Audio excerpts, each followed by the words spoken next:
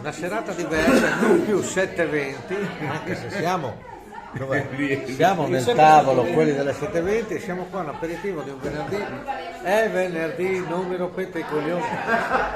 Ecco qua, diciamo siamo un po' i 4 moschettieri rimasti e quindi potremmo proporre una barzellettina veloce che una coppia in camera, lui dice a lei: ma amore, scusa, come mai ogni volta che entriamo nel letto tu ti avvicini e mi tocchi le palle?